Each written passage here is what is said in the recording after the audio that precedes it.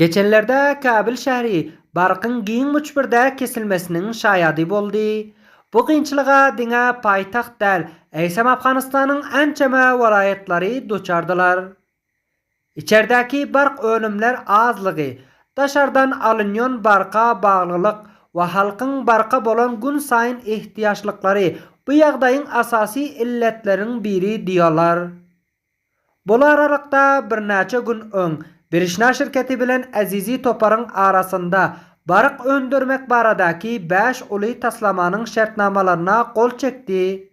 Bu taslamaların umum öndürüş kuwwaty 845 megawayta ýetýär. Bu dizaynlar Kabul, Parwan we Gaznidan günden bark almak we Baglan, Takhar welaýatlarynda kömürden bark öndürmekden ibaratdyr. Jogapkärleriň aýtmaklaryna görä, bu taslamalar gelecekki 2 we 3 ýylyň dowamında tamamlanyp müňlerçe iş pursatlary tapylar diýerler.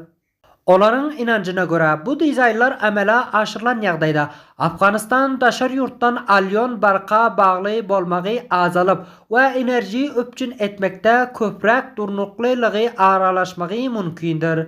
Amma iş bilermenleriň aýdyşyna laýykda enerji babatdan özüňi öpçün etmek hakda bu taslamalaryň möhüm ädim bolsa-da bark gitmek kynçylygy çaltlykda çözülip bilmez diýerler. Olar önümleri köpeltmek gaftalynda bark adyllyk bilen müşterilere ýitirmek üçin bark geçerji palaýyş ulgamlaryň hem güýçlendirilmegini nakdaýarlar. Kabiliň ýaşaýjylary hem barkyň dowamly kesilmeginden hawatyrlanyp bu ýagdaýy çözmekde amel ýüzünde çaltlykda iş alyp barmaklaryny isleýärler.